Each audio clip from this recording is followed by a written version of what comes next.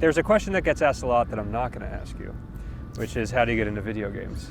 The question I do think is more compelling, and I think being in the city for so long, I think it applies to both Jesse and I. We have a lot of friends that are musicians, been musicians for a very long time, and they are tremendous musicians, but not necessarily going to be playing musicians for the rest of their life, but still have these amazing skills. And obviously, you are. They can't just compose ice cream music. No. So, you were able to make the transition with a little skill, a little luck, knowing the right people, but also hard work. And I don't know, just like, what is it about your experience that you could lend to somebody who has all this background in, playing, but not necessarily knowing what the next step is? That is a difficult question to answer because it's unique to everyone. It's really, really, really difficult to make money in music. This country does not support the arts the way a lot of countries in Europe do. So you can be in a serious financial situation if you don't have that right for yourself. And a lot of people teach not because they want to, but because it's a way to make money. I taught for a while, and I felt very bad for my students. I think they enjoyed their piano lessons, generally speaking, but one of the reasons they enjoyed them is because I didn't really enforce any practicing rules. And I just were like, oh, you didn't practice? They're like, well, that's really your problem. Not mine. Like, I don't care. Like, I'll hang out with you for 45 minutes. But I did get mad at them a few times, and I just felt when I was getting mad at them, I just remembered my piano teacher getting mad at me and like how terrible I felt, and I was like, I don't have this in me. Like, I don't want to do this. Like, my piano teacher was like an incredible piano teacher, and one of the reasons I'm a professional musician is because of him. But he used a lot of like intense tactics in his teaching, and I just didn't want to do that. And I feel like it's very unfortunate that a lot of musicians who don't want to be teaching are teaching, because, and whether or not they're good at it or not, maybe they don't want to. The balance you have, like the balance, the way my professor in college always used to say is, like, people talk about other professions, say time is money. When you're just starting out in music, or you're in if you're transitioning from one way of making money to another in music or something like that, you have to kind of go the other way about it and think money is time. Like, you need to find a way to make money so that you have the time to do your 10,000 hours or whatever you need to do to get good at something in order to make money at that thing that you want to be doing. So if you want to write film scores or video game scores, it is extremely difficult to put in your 10,000 hours and not do anything else and expect to make money doing that. And I scored multiple feature films for free, which was probably a bad idea. And a lot of people say don't do that, but I'm really happy I did it because I got to meet a lot of really good people that way, and I got to hone my skill and do my 10,000 hours. And the way I generated income for myself at that time was elsewhere.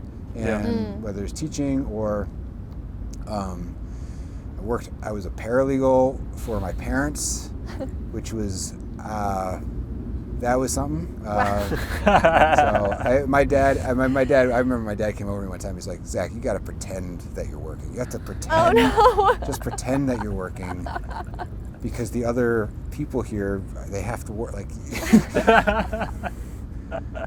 so yeah, that was. I think it was worse for them than it was for me. But, I mean, my mom was happy she got to see me every day. But, but that was how, and I thankfully was not burdened with debt, and that was a really important part of that whole thing too. I think if you are burdened with student loan debt, I just don't know what to say, like, because that balance becomes even harder. And it's not only that, it's a source of incredible stress. I think our entire generation is, like, as a whole, in a bad situation from student loan debt, and I don't know what the solution is.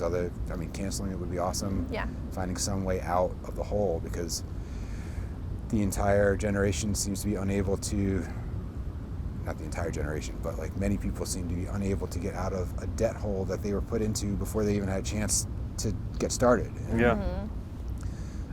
So I do say what I'm saying with the knowledge that it's not easy. The more debt, student debt, the more debt of any kind you have, the harder it is to get this balance right. But if you can get your money-time balance the other way, so that you have the time to do your 10,000 hours at the thing that you want to be doing, that's sort of what you have to kind of get right. As a studio, I don't know, U2 Can Woo is constantly fighting that balance because it's very expensive to be a studio, and we take on a lot of projects that, like this is an awesome thing to be doing in that we're generating income, but is it actually moving us into a place that we're going to be happy? We can't, if we only exclusively do this work, are we going to be happy when we're in our 40s and our 50s? Right. And how do we get that balance to continually to be aligned while generating the income we need to keep the lights on, but also invest in ourselves and things like that. So that's been, that's not just a person-to-person thing. That's also as an organization something that you have to think about, and it's very hard to do. So yeah, that's sort of the long-winded advice. Is you need to be really good at something. Yeah. You need to know what that is. Yeah. There's that, what do you call it, the hedgehog principle or something. There's people talk about in the business, like, what are you good at? I don't even know. I'm mixing up metaphors here, but it's like, what are you good at? What does the world need? Like all these things, and like the center of this. I'm sorry that I actually don't know the reference that I'm trying to say right now because we talk about it all the time. There's like this center point of like something that makes money, something you're good at, something that the world needs, something that has demand. Right. That's like, if you find that center point for yourself, that's sort of like the goal. Right. Yeah. Well, if you don't know what that is, it took me a really long time to come to video games. Like, I didn't graduate college and be like, video games, that's what it is. Like, it took me having somebody basically being like, do you want to, do a demo on this video game, before I even thought about it as a concept. So Right. But you wouldn't have had the skills if you knew right away anyway. Exactly. Yeah. It took me a while to develop. I had to do my 10,000 hours on film and theater, and I had to go to school for 6 years on classical, and I had to tour around the country with bands before all those things aligned. And I had to be in the studio with bands recording and learning how to record.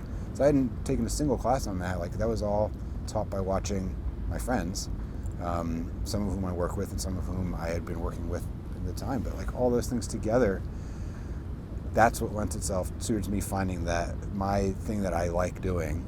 And that, I wouldn't even say that I'm established doing it. I have a couple projects, but I'm still, just like everybody else, I'm still trying to find my path. So Yeah.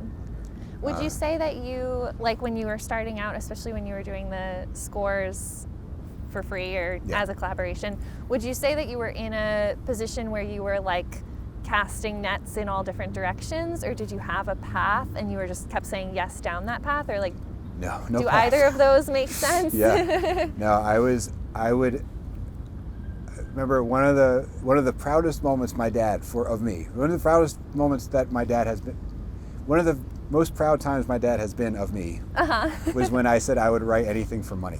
Oh. I was like, I don't know, Dad, whatever, if somebody Right. pays me, I'll write it. He was like, it's great, son. It's really Yeah. good." Right. But it was a moment of well, I knew that I didn't want to be so going to music school is very different than going to like art college, because Yeah. music school is essentially a vocational school. Mm-hmm.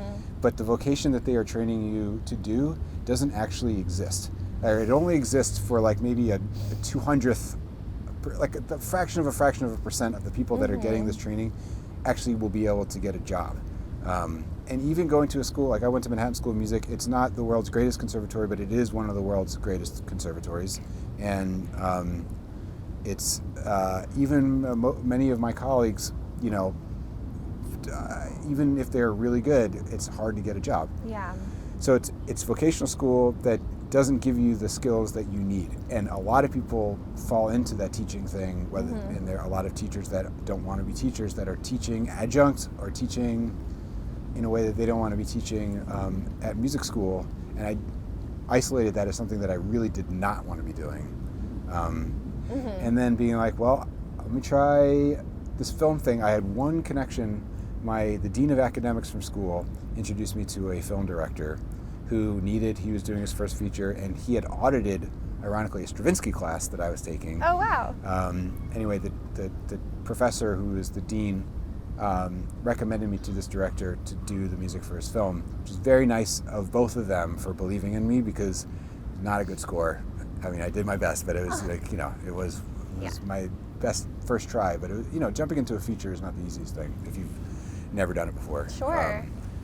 But so that path, then basically Nets started going there, and then at the same time as that happened, I was doing theater stuff, and Nets were going there, and I ended up like working on theatrical stuff, and then I was playing in bands and like producing bands and like musical directing a little bit, and like Nets going out there, and then so it wasn't. I don't think I even honed it in until 2015, 2016, when I was like, most of the Nets did not lead to other Nets except for this one Net, and then Just Cause 3 came out, and I was like, I remember being in Soho and looking up at the Just Cause 3 billboard. I was like, wow, like I wrote some of the music for this game, and this giant billboard is here, and this is like testament to my work, even my small part of it, and that was an interesting moment of being like, wow, that Net was one that kind was of a good net. It was a good net. Good net. Yeah, and again, a huge thank you to Jason Cantor for believing in me the same way that that my professor had believed in me before, where like I had very little experience writing video games at that time, but Jason was nice enough to work with me and help me through a lot of the learning experiences there. Yeah.